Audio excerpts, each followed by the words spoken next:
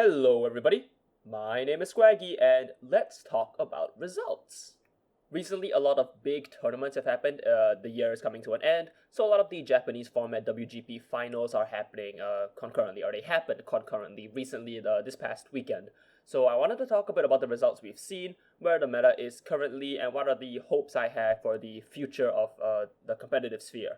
So I mean, this is all keeping in mind that I am a little quagsire who sits at home and talks into his microphone, who goes out for locals here and there, but doesn't really top any big regional events. So don't take my word as gospel, but it is just fun to look at all the results and just see the trends and what are the gameplay patterns that are being promoted among the top decks. First off, we have Singapore from Nekokuro here.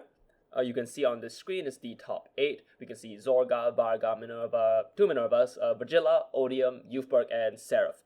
This is a pretty diverse spread. I have a couple lists as well I can show you. So for example, this here is from Radfucker, who is one of the more dedicated Jiva pilots in Singapore. And this is their list on screen right now. And it's the only one that was brought to the event. As you can see, they didn't do very well, but that's not a reason to discredit the list, okay? So there's a lot to like in this deck list as is. It's pretty aggressive. Jiva is very aggressive, being one of the faster decks in the format, but at the cost of having a pretty middling hand size, which is kind of alleviated by having Arc. But, you know, they just didn't really bring it home. Some of the losses here are also attributed to time and misplays, which do suggest difficulty in piloting the deck. So even for a really dedicated pilot, there is still some difficulty in managing the resources and trying to get the right ratios of Jiva, to the point where even if you're really good at the deck, and I think the deck is quite good, you're still going to struggle with it. This isn't the only Jiva of the whole weekend. In Korea, there is a top 8 finish for Jiva as well, though I don't really have that list on me. Just want you to know that Jiva is not like this fake deck and just brought just because it's a fun not just because it's a fun deck or a pet deck, but because I think the deck is also pretty good. And though Radfucker does like playing more fun decks, decks that he enjoys, I think that this is still a pretty decent pick for the metagame. It just didn't perform on that day itself, and you know, that happens, right? It is just a bit unfortunate that I think Jiva is a pretty complicated deck in both deck building and play. That difficulty and mastery of the deck doesn't automatically translate to a higher win percentage, which I mean, for me personally, I do like if a deck's difficulty scales with its ceiling or floor, but alas, that's not the reality we live in. So it is unfortunate, but still a cool list to see, and hopefully any Jiva pilots in the future, you can take some inspiration from this list, or, you know, finish what he couldn't and play the deck in a competitive environment. Next up here, we have in top 8 is a prison list from Zhiyong. And not much to say here. It's prison. I'm not really sure what I could say about it that you don't already know about. They're on the old prison, if you can see over here, meaning they don't have to play stuff like soul fronts, which are kind of popular in certain prison builds, meaning they can focus on having draws to find the pieces, and you can use the immediate soul charge in order to play for Muna and not feel like you're ever being starved out of soul early. Pretty, I don't want to say standard list, but yeah, it's kind of a simple prison list that if you like prison, this is kind of a good core to build off. 2 Dairy Violet, 3 of the new card. It's just prison. Like, you understand prison. I sort of understand prison. There's not a lot to say. Next up, again, another deck I don't have a lot to say about. This is Mervin's top 8 finish of Minerva, which, you know, again, not much to say about. The deck's the best deck in the format, probably. Really high ceiling. I really like all these different perfect cards here. Really high ceiling. Slight difficulty in pilot skill, running 1 persona ride. Aside from that, pretty kind of standard Minerva fare. So he says here that the deck is one of the last few things he picked up, and he also credits a lot of stuff of like a lot of people who have helped him in picking the decks that he wanted to play. And yeah, it just is it's a nice moment of community as well, and banding together to pick up the right deck for the format. But I don't have anything very interesting to say about Minerva that you don't already know about Minerva. The deck is crazy. EN players, I'm not sure if it's as good there, but I assume once you get this in set 12, I think you will see this deck a lot more. It is very good and probably gatekept mostly by price. This one's a little more interesting though. This one is Anson's top 8 list on Varga. I believe that he is a pretty dedicated Varga pilot. I think this is the deck that he qualified for finals with, so I do imagine that it's both good in the meta game because you can use stuff like Rokusei to block off intercepts, and there are a lot of very powerful intercepts this format. And it's also a lot of a labor of love, which is good to see. It's nice to see someone's pet deck or preferred deck make it all the way instead of relying on something that's a standard meta pick. Getting to Rakshasa is now pretty consistent with the Dino Fest PR. Lots of draw cards, draw triggers, soul cyclers and energy cyclers, and then all the power of the deck is inbuilt into what Varga can already do, so you don't have to play too much stuff that's good on board. You can just play Shura and this cow, I believe, who gives 10,000 to Varga on its own retire. It makes for a pretty consistent Rakshasa deck, and based on the kind of impressions and the likes, I think you've seen it if you like Varga as is. But this is a cool list that you can try if you are really into Varga and don't really want to play the meta. I think Varga is pretty good. I also think it helps that, maybe a bit underrated as well in the format. With Rokusei is a really unique tool that a lot of decks don't have. Having board wipe is really important, especially now that Bavsargra is a lot worse. Bavsargra has a really good way to rebuild boards, whereas Varga takes them out. So once a deck in the format doesn't build it up as fast, the rest of the decks actually do struggle a little bit with having the intercepts blocked off and having their boards wiped. So yeah, I think it's not so bad. Next up, we do have an Odium in the top cut here as well. The Odium who made it to top 2, which is really impressive, because Odium, again, is not exactly what you would consider a meta deck in the format. It not only beat the Varga, and it made it to finals. So it's a bit of a struggle to say anything about the decks in general, but this Odium list does kind of prioritize a lot of defensive tools, like shield cyclers, where are they? Yeah, shield cyclers are here. There's this, the new card, I think Marie is her name, gives a ton of shield value and also acts as a grade 3, which is an additional target for Tick Down Dragon. So yeah, there is a lot to like in the list, but Odium is, though it may not really seem like it has a lot of similarity with the meta decks because it isn't what you would typically consider a meta deck, has a similarity in that it is a multi-driving deck that aims to just kind of quote-unquote, sack your opponent out with good crits, red over trigger, and triple drive. And one of the best examples of a deck that's really good at doing that kind of hyper-aggression, high drive variance is Youthberk, who is right here. Youthberk is the deck that won the whole event. It's a list that looks standard on first glance, but the Dissection Angel ratio is a bit more interesting. There's only one Dissection Angel, whereas there are 3 Parias behind, and Parias is the card that when your opponent declares the 5th or more attack of the turn, it can move to guard circle and perfect guard it, I believe is what the text is. But it basically is an extra perfect guard for the 5th attack or more, which combos nicely with a Sending Threat who can call him off the top. Helps insulate against decks like Toys and Minerva, who can't touch your board but do require a multi-attack to really take home the game, which is what he gives a lot of credit to. I've left the link to all of their posts in the description so you can read for yourself and see what player insights are. But this one in particular, he does mention that this does well into the format. So give this a try if you're on Youthberk and finding it kind of hard to deal with meta threats. Even though I do consider Youthberk like the 4th best deck in the format, like its play rate is really high and so is its conversion rate. So, don't sleep on the deck just yet. That is all the results I kind of have I want to talk about in Singapore. So let's move on to Indonesia, where it's kind of more of the same. So you can kind of see the full breakdown. And hey, people still bring in Alden, Evas, Yakumo Benny, that's kind of funny. And I also have the top 8. This is their Chris Rain list. And Chris Rain, despite there being a whole DZLBDO2 set with a ton of lyrical cards, doesn't change a lot with that set. This deck remains pretty consistent, and I still think this deck is really good. Maybe a little bit underrated too in this format.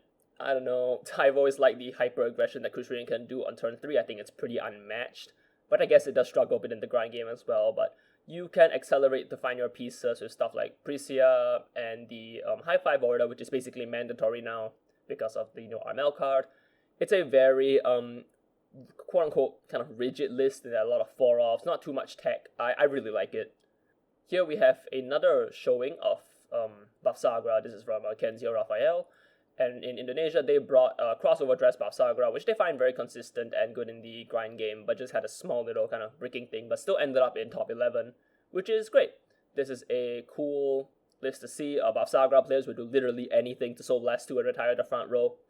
So, I'm happy that the deck isn't dead per se.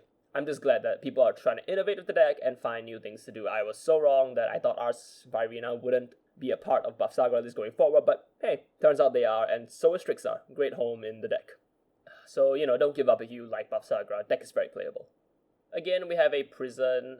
I wish I had anything interesting to say. This one's on the new prison though. Really high quantity of Dairy Violet. No Persona rides at all, which is not necessarily the same all throughout. Like, lots of people do bring it. So I don't know, I just don't have a lot to say about prison. It's prison, you've fought prison, you've been mad against prison, it's happened. But I do have this finalist list to talk about as first place, which uses a yellow OT Youthberk. Surprising to not see the blue over trigger, because the blue over trigger is the extra crit that Youthberk really likes. But yellow OT, I suppose, does give you some board influence, it does draw a ton. And they're also on the parry's tech, which stops the 5th attack or more. So that clearly is a trend that is working very well for Youthberk, so do try it out if you like Youthberk. And this list doesn't even run Dissection Angel, so if you don't want to shell out the money, there you go, there's a list you can play. Over here is Rezael, who came from Korea, who, you may not realize it, is the winner. Rezael completely won the event in Korea, which is kind of strange, because we haven't seen a lot of Rezael this year at all. Korea's lists are here. If I check my little translate on my phone, there is a lot to like here. Stuff like toys and Bavsargra. Bavsargra is the highest played deck here. There's like a Patriarch, there's a Zorga, and then in number 1, Rezael won the whole event. 2, I believe, is Vyrgilla. 3 is Shojo Doji, which we'll get to in a bit, and 4th is Prison, so Prison as well. If you ask me anything about this Rezael list, I can't really comment. It is so foreign to me that this deck is still winning games at high-level events, especially against some of the more sacky fast decks. I'm surprised it still held its own. Using Soul and Severus and the Nebula Light's Order makes it so that you can use Amorta as a extra perfect guard in your deck, which is nice. Other than that, it's pretty stock Rezael list, which you've probably fought before at some point in your life and nowadays has fallen off. But it is interesting to see that Rezael still has A, shooters, and B, isn't doing so bad. Maybe there's a really low play rate outside of Korea, and we're not trying the deck enough. Maybe they're lucky, who knows? Not to disparage a top, because, they did it. They got all the way here with Rezael, so it can't just be all luck. There's probably some amount of skill and a pretty competent deck list behind it. But it is just surprising to me that this deck made it all the way. Even more surprising is Shojo Doji, which, I consider an evergreen deck. And hey, there isn't a single new card here since this PR. I think the newest card here is this Heal Trigger. The rest of the list is Shojo Doji, built all with in-engine cards and a Far Heart. It's hard to really comment on this because you've seen Shojo Doji before and you know what it does. And as we come out to the end of the year, as all the decks kind of become things you're familiar with, there isn't a lot of interesting things to say. But hey, it is interesting to see an older deck do so well.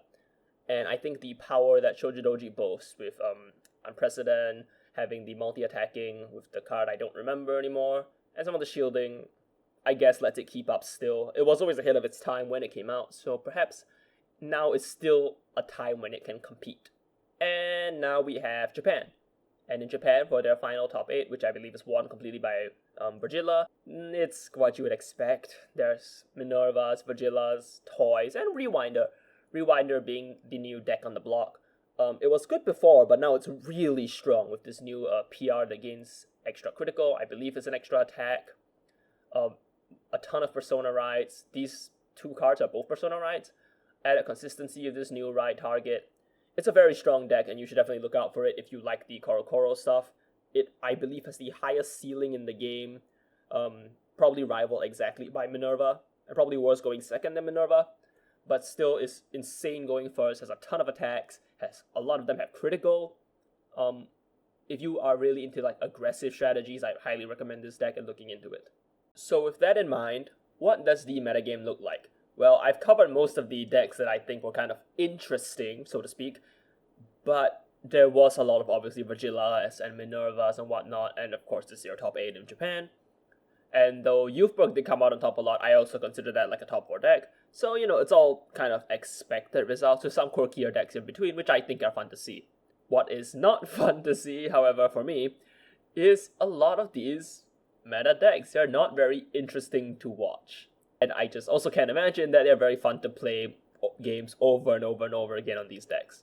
Maybe I'm wrong, maybe I don't have that competitive dog in me, but I don't really like how the decks on this screen right now, maybe except Rewinder because it's newer, play, and have played for months now. I think these came out in like August, and it's been a long year of watching Toys check a defensive on first swing, of watching my opponent ride Elf Knights, of watching my opponent use Coco to find all the pieces they need from Minerva. It's been very stale. Not only that, I don't think the decks are particularly skill testing for the players.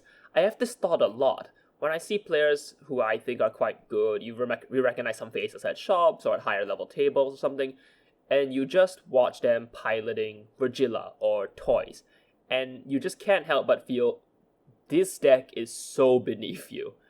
Not that these decks are super easy and don't require a lot of pilot input. Okay, maybe Toys doesn't require a lot of pilot input. But in general, it feels a lot like the decks kind of play themselves. Specifically for Vyrgilla, riding Elf Knights gets you everything you need. Basically, you always have the perfect board formation because you can EB3 and get your Ezreal's back. For Heartluru, you basically can't fuck that up unless you miss the order, which I mean, you probably won't. The deck's very consistent, and you can just keep bunnying over and over and over again. And then after that, it's all in the hands of God to give you the triggers you want. I didn't particularly like the Rezael Levidras format we had in set 5. In the JP format, we were a bit more hesitant to play Elodegma, so that wasn't really there. But at least in that format, I mean, Love and Berry was kind of the quote-unquote easier decks where you filter hard and you rely a lot on the multi-triggers to win you the games. Whereas Rezael and Levidras, at least those decks were decently skill testing and did require a lot of pilot input to not mess up. And I can't help but feel that at least in those formats, when the players were good, it kind of showed in their performance.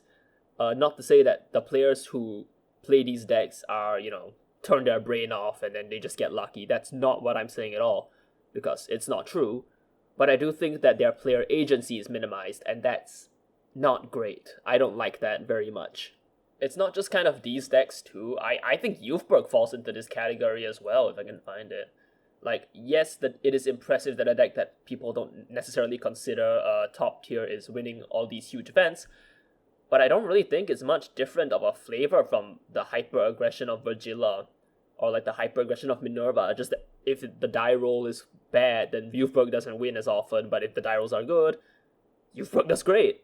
It feels kind of bad, especially to have a deck like Youthberk, who I thought was pretty unhealthy with Exist anyways, to have such a high ceiling going first that it's just able to kill you before you can play the game. And it happened in the Odium matchup, if you watch the stream for the Singapore finals, where the Odium player never even made it to grade 3. They just died on 2, which is kind of sad. I don't know. Is a deck like that healthy?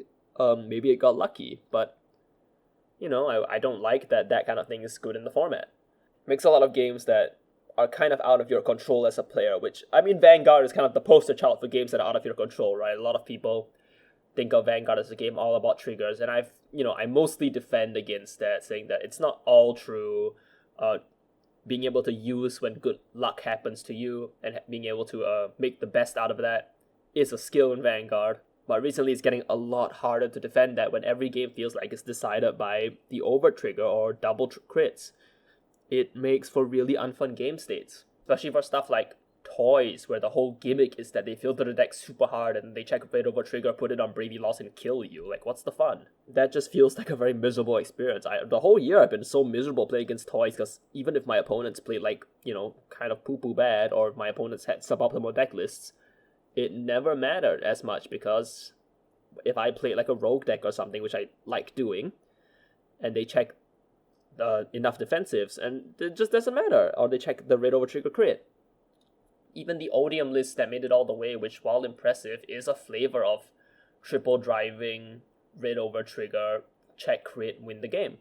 I'm not sure if this is it's a flaw with Vanguard inherently, but surely there are other ways to design decks than hyper aggressive, good drive variance decks, right? Surely, I guess Levidras was one of them. But, they killed that deck, which I still agree with. I don't like Levidras very much, but I think I don't like having no agency more. I think that is a worse feeling. And if you watch the finals games in the Japan Nationals, it's just so boring. I couldn't watch it. I couldn't finish it. I watched day 1, and day 1 was kind of fun. There were some quirkier decks coming up. You could see like Dekakun, which was funny, and that deck also did pretty well.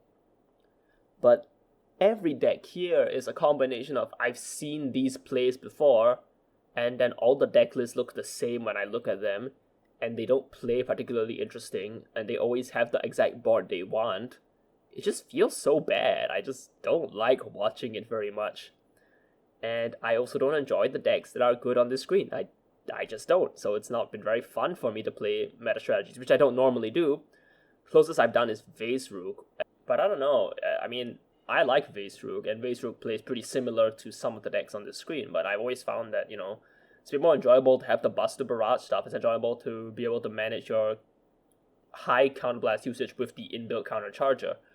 They just felt like there was a lot more going on. And that deck's not really doing well because Prison gatekeeps it, I'm pretty sure. Like, can you imagine having to Soul Blast 2 against Prison? Not fun. I mean, you can call out from the Prison, but then you're using more counterblast and stuff, and, you don't get the power of the Golden Order if you call from the Prison. It's just a whole lot of stuff that I think makes that matchup pretty tough. And that's my big frustration with the format. It's just that it's a lot of decks that just aim to triple drive, check the overtrigger or check 2 crits, and then win the game. It's boring to watch, it's not particularly fun to play, and I think the only deck that was kind of interesting, like as a whole, was Bavsargra.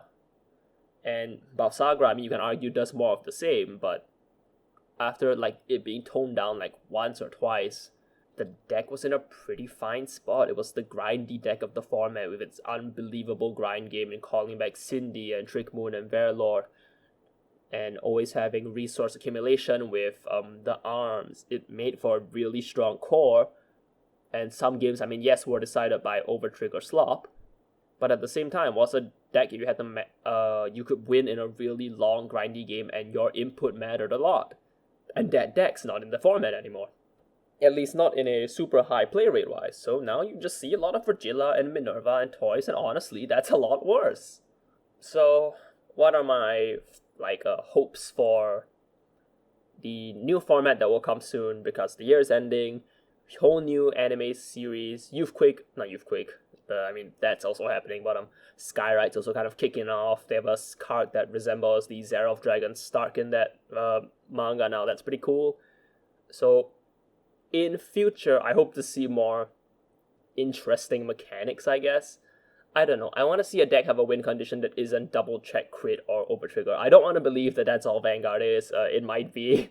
But I would like to believe that there is more here, and we can find ways where player skill matters a lot more. Because I do think that Vanguard has really skilled players. I think I see a lot of players who consistently do well at locals and then regionals, and it is going to be really stupid to say Vanguard is all luck-based when the same few people are topping over and over and over again. It's obviously not. Obviously, player skill matters. Obviously, your deck choice matters. I just want these players to be able to choose decks that are interesting to them, and not just, well, Heartluru will probably check me crit OT and I don't have to think too much. Let's just go with that. I see it a lot. I have, Claude B is a person who really enjoys competitive play, and I always feel like, wow, I'm so sad that your competitive deck of choice is toys. That's, it's not fun. I feel like you don't get rewarded for being what I think is a pretty good player. And I don't know. Not good. Not a very fun format, I feel. I was pretty optimistic about this format going in, but actually a lot of decks are just kind of reskins of the triple drive, check 2 crit, or overtrigger. And the overtrigger is always red overtrigger, which is so annoying when they have high drive numbers and they can check crit OT. That is a really frustrating experience because it feels doubly bad. If it's like a blue OT, it's like a 3 crit 100 million swing, sometimes you can PG out of that. If it's a red OT, 2 crit swing, what do? You just die to the second swing because you're already at 4. Because all these decks are also pretty fast. I would like to see the top decks toned down in a way that we don't have to print cards that are even stronger than that. Or I want to see cards that are strong in a different way. To give an example to someone who like may not be really in the know, is that in Yu-Gi-Oh! For a long time, like in 2015, when the pendulum cards were coming out, a lot of it was like, I'm gonna build the strongest amount of like negates and stuff, and that's gonna, win me the game. And I think that reputation is kind of infecting Yu-Gi-Oh! A lot these days. But if you've played Yu-Gi-Oh! Recently, you know that it's not all about negate slop. You have a lot of turn 0 plays, combo decks and mid-range style of play too, and control decks in like the Odium stuff. And I think that has that kind of pushed out a lot of the big negate slop. And I want to see if we can promote new styles of play that aren't necessarily just more iterations on, I'll call it drive slop, where a deck can compete without the need to just be a triple driving rate OT checking deck. I think that is probably where I would like to see the meta go to. If more decks with interesting mechanics like Zorga, Artisaria, like Levidras, I'm listing off the control-y decks off the top of my head, where they don't tend to kind of scam you out of games, but they have to play like kind of well, and the pilot has to know what they're doing and understand matchup spreads. That is going to be a pretty healthy format, and I wish and I hope that we are able to get there, because right now it's really stale to play like competitive Vanguard. And I mean, I'm not much of a competitor, but you see the complaints online with like over triggers and how the format is kind of just check good and just pick the deck that will check good the best. And it's a shame, because I do think that Vanguard is a skill testing game. I do think that skill matters, and it really feels like recently Bushiroad has tried a lot of things to make it so skill matters the least. I was pretty irritated at set 5 format for Divine Z, but I would love to be back there and have like your agency kind of matter and Elodegma band. Like, let's pretend like that's the format, no Elodegma, just Levidras, Rezael. It's 2 decks, but they are both decently skill testing. So, I don't know. I feel like that would be where I would like the meta to lean towards. Hopefully we do see some improvements to the game, because it is getting a bit stale to watch. Yeah. That's all I have for you. I just wanted to show off some of the lists and give some of my thoughts on where the metagame is right now and where I hope it could go.